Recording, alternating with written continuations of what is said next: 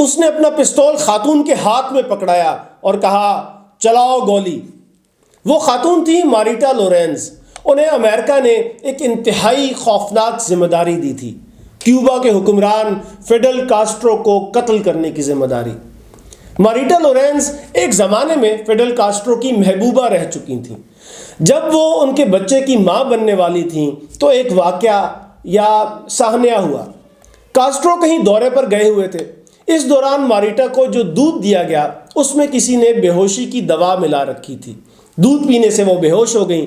جب ان کی آنکھ کھلی تو وہ کسی ہوٹل کے ایک کمرے میں تھیں اور ان کا بچہ ضائع کیا جا چکا تھا۔ ماریٹا لورینز کو لگا کہ یہ سب کچھ فیڈل کاسٹرو کے حکم پر ہوا ہوگا، اس لیے غصے میں انہوں نے یہ تعلق توڑا اور امریکہ چلی گئیں۔ وہاں امریکی خفیہ ایجنسی کے اہلکاروں نے ان سے رابطہ کیا اور کاسٹرو کے خلاف ان کے غصے کو استعمال کرنے کی کوشش کی۔ کاسٹرو کے قتل کا منصوبہ بنایا گیا۔ ماریٹا کو زہر بھرے 2 کیپسول دیے گئے جو انہوں نے کاسٹرو کے کھانے یا پانی میں ملانے تھے اور کاسٹرو کی موت واقع ہو جانی تھی۔ لیکن جب کیوبا میں وہ کاسٹرو سے ملیں تو کاسٹرو کو ان کے ارادوں کی خبر ہو چکی تھی۔ اس کے باوجود کاسٹرو نے خود اپنی پستول نکال کر ان کے حوالے کی اور کہا چلاؤ گولی۔ ساتھ ہی کہا کہ کوئی بھی مجھے مار نہیں سکتا، کبھی بھی نہیں۔ ماریٹا گولی نہ چلا پائیں، نہ ہی فیڈل کاسٹرو کو زہر دے پائیں اور واپس امریکہ چلی گئیں۔ یوں فیڈل کاسٹرو کو قتل کرنے کا امریکہ کا ایک اور منصوبہ ناکام ہو گیا۔ ایک اور منصوبہ میں نے اس لیے کہا کیونکہ CNN کے مطابق کیوبا کے حکمران کو قتل کرنے کی 600 کوششیں کی گئیں اور ہر کوشش ناکام ہوئی، یہاں تک کہ فیڈل کاسٹرو نے 90 سال کی عمر میں طبعی موت پائی۔ نوک جھوک کی ویڈیو میں امریکہ کی جانب سے فیڈل کاسٹرو کے خلاف برپا کی گئی سازشوں اور ایک ایسے آپریشن کی کہانی سناؤں گا جو بری طرح ناکام ہوا۔ میں ہوں عمیر محمود۔ 1959 سے پہلے کیوبا میں فلینسیو بٹسٹا کی حکومت تھی۔ 1 جنوری 1959 کو فیڈل کاسٹرو نے اپنے گوریلاس کے ذریعے بٹیسٹا کی حکومت پر قبضہ کیا۔ یہ جو تھے بٹیسٹا صاحب، وہ کیوبن عوام میں کوئی زیادہ مقبول بھی نہیں تھے۔ امریکہ ان کی حمایت کرتا تھا۔ ان کے دور میں کرپشن تھی، ظلم تھا، نااہلی تھی۔ بٹیسٹا کو پرو امریکہ سمجھا جاتا تھا، امریکہ کا اتحادی سمجھا جاتا تھا۔ کیوبا امریکہ سے صرف 90 میل کے فاصلے پر ہے، تو امریکیوں کے کاروبار تھے کیوبا میں، شوگر پلانٹیشنز، جانوروں کے فارم، کانے وغیرہ وغیرہ، یہ امریکیوں کی ملکیت تھیں۔ امریکی اپنے کاروباری مفادات کا تو خیال رکھتے تھے لیکن وہ کیوبا کے مفادات کا خیال نہیں رکھتے تھے۔ فیڈل کاسٹرو نے حکومت بنانے کے بعد سوچا کہ اب کیوبنز کو اپنے معاملات اپنے ہاتھ میں لینے پڑیں گے۔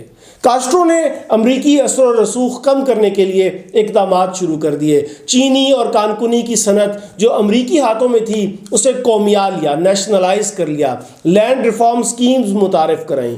ان اقدامات سے امریکہ کے مفادات کو نقصان ہوا تو امریکی حکومت نے کاسٹرو کا پتہ کاٹنے کے لیے اقدامات شروع کر دیے۔ اس وقت امریکہ کے صدر تھے آئزن ہاور۔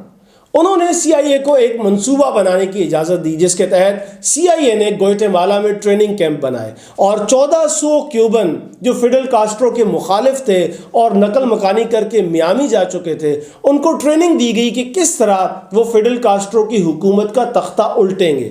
اس گروہ کو نام دیا گیا بریگیڈ 2506۔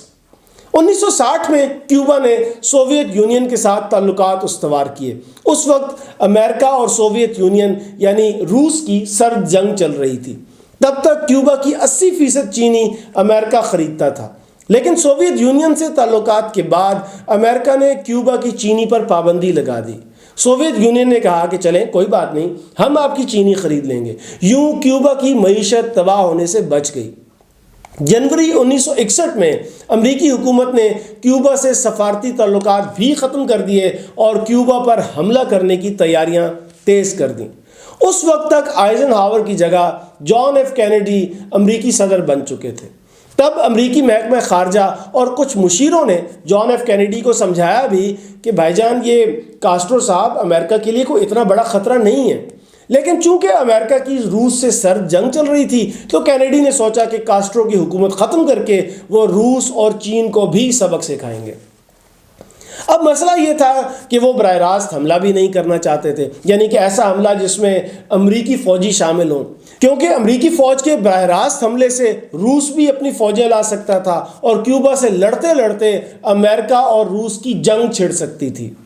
اس وقت CIA نے کہا کہ کینیڈی بھائی فکر کیوں کرتے ہیں، ہم ہیں نا، ہم نے بنایا ہوا ہے منصوبہ، ہم بالکل خفیہ طریقے سے کارروائی کریں گے، ہم کیوبا میں کاسٹرو کے خلاف فضا بنائیں گے اور پھر ہمارے ٹرین کردہ بندے جا کر کاسٹرو کے خلاف کارروائی کریں گے، امریکہ کا تو نام بھی نہیں آئے گا۔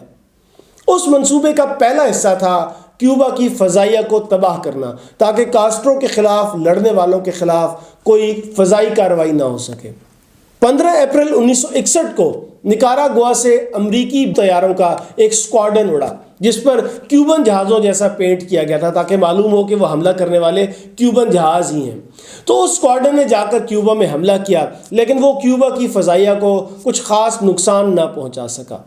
17 اپریل کو رات کے 1 بجے وہی برگیڈ 2506 یعنی وہ افراد جنہیں گوریلا کارروائی کی CIA نے تربیت دی تھی، وہ داخل ہوتے ہیں کیوبن علاقے بے آف پگز میں، لیکن امریکی خفیہ ادارے CIA کی نااہلی کی وجہ سے اس آپریشن میں کئی غلطیاں ہوئیں۔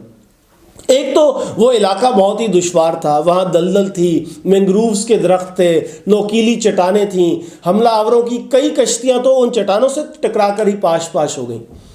جب برگیڈ 2506 نے حملہ کیا تو وہاں ایک ریڈیو اسٹیشن بھی تھا CIA کو جس کا پتہ ہی نہیں تھا۔ حملہ آوروں کے داخل ہوتے ہی اس ریڈیو اسٹیشن نے حملے کی خبر نشر کر دی۔ یہ خبر سن کر پہلے تو کاسٹرو کے 20,000 فوجی پہنچ گئے مقابلہ کرنے، پھر صبح 6 بجے کیوبا کی فضائیہ نے بھی حملہ آوروں پر بمباری شروع کر دی اور 19 اپریل کی شام 5 بجے تک تمام کے تمام باغی ہتھیار ڈال چکے تھے۔ اس مارکے میں 114 حملہ آور مارے گئے اور 1100 گرفتار ہوئے۔ آپریشن بے آف پگز CIA کی بہت بڑی ناکامی گنی جاتی ہے۔ اس ناکامی کے بعد CIA نے آپریشن مونگوز ڈیزائن کیا۔ اس کے تحت کاسٹرو پر قاتلانہ حملے کیے جانے تھے، سیاسی انتشار پیدا کیا جانا تھا، ان کی حکومت کو غیر مستحکم کرنا تھا، کاسٹرو مخالف پروپیگنڈا کو ہوا دی جانی تھی، اپوزیشن کے ملیٹنٹ گروپس کو مدد دینی تھی، ملک میں گوریلا بیسز یعنی کہ گوریلوں کے اڈے بنانے تھے، مطلب ملک میں بدامنی پھیلانی تھی، انتشار پھیلانا تھا۔ طے کیا گیا کہ اب لارج سکیل ملٹری آپریشن نہیں کرنا، تو مافیا کی خدمات بھی لی گئیں، کرائے کے قاتلوں کی خدمات بھی لی امریکہ نے، لیکن روس نے کیوبا کو ہتھیار فراہم کرنے شروع کر دیے، ان میں نیوکلیئر وار ہیڈز کے ساتھ بیلسٹک میزائل بھی تھے۔ تو امریکہ کو خطرہ پیدا ہو گیا کہ روس کے ساتھ ہماری جوہری جنگ ہی نہ چھڑ جائے، اس وجہ سے آپریشن مونگوز بھی ختم کر دیا گیا۔ ان بڑے بڑے آپریشنز کے ساتھ امریکہ نے فیڈل کاسٹرو کو قتل کرنے کی چھوٹی موٹی تو بے شمار کوششیں کی۔ ایک بار مافیا کے بندے کو زہر بھرے کیپسول دیے گئے۔ فیڈل کاسٹرو کو چاکلیٹ ملک شیک بہت پسند تھا۔ طے کیا گیا کہ فلاں ہوٹل میں جب کاسٹرو آئیں گے اور چاکلیٹ ملک شیک مانگیں گے تو مافیا کا ہم نے جو کارندہ وہاں پلانٹ کیا ہوا ہے وہ اس میں زہر ملا دے گا۔ تو ایسا ہی ہوا، فیڈل کاسٹرو وہاں آئے، انہوں نے چاکلیٹ ملک شیک مانگا تو مافیا کا وہ جو بندہ وہاں جو پلانٹ ہوا تھا اس نے کہا کہ اچھا ٹھیک ہے جی، میں کیپسول اس میں ڈالتا ہوں۔ وہ کیپسول اس نے رکھے ہوئے تھے فریزر میں، اور کیپسول وہاں فریزر میں پڑے پڑے جم چکے تھے۔ جب مافیا کے بندے نے انہیں نکالنے کی کوشش کی تو زہر بھرے کیپسول فریزر میں ہی ٹوٹ گئے۔ اس طرح یہ کوشش بھی ناکام ہو گئی۔ ایک بار فیڈل کاسٹرو کو غوطہ خوری کا ایسا لباس دینے کا منصوبہ بنایا گیا جس میں نقصان دہ جراثیم بھرے تھے، لیکن جس بندے نے وہ سوٹ دینا تھا آخر وقت میں اس نے انکار کر دیا۔ ایک بار کاسٹرو کے جلسے کے دوران دھماکہ کرنے کا منصوبہ بنایا گیا، لیکن دھماکہ کرنے والے پکڑے گئے۔ یوں امریکہ نے صرف 90 میل کی دوری پر ایک چھوٹے سے ملک کے سربراہ کو قتل کرنے کی 600 کے قریب کوششیں کی، لیکن تمام کوششیں ہی ناکام ہوئیں۔ امریکہ کو سب سے زیادہ شرمندگی اور سب سے زیادہ نقصان بے آف پگز آپریشن میں ہوا۔